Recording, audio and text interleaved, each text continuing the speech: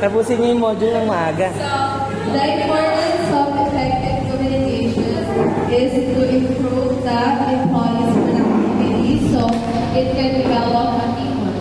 They can collaborate effectively, comprehend,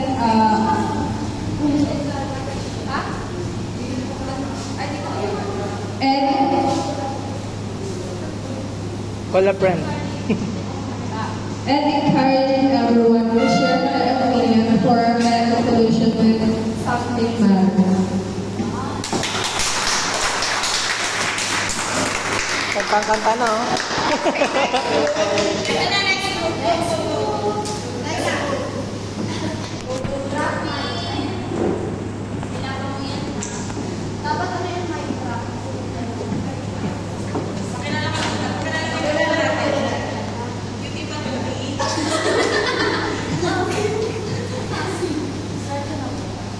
The essence of having a good communication in a workplace is to develop a healthy relationship with your colleagues. Collaborating with your teammate makes a great outcome. A toxic environment can ruin someone's productivity. It isn't a great place to work in. Building a good foundation with your teammates never will have a solution. A great teamwork makes everyone's dream work. Anyway.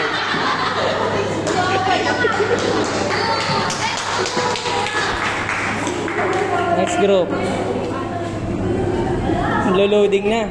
Naubos na.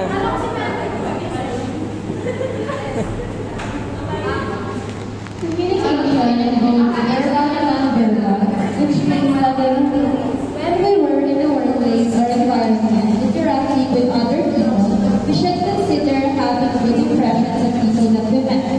That is why having a good comprehension, respect, work ethics, being reliable, accountable, responsible, and good organization will be a good impression about us.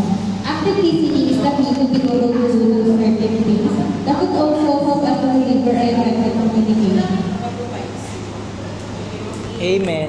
Ay, pala. Next po. Sino na? Last group. Sige sir, kaya mo na yan. Dalawang isip lang. Hindi, masumayaw ah.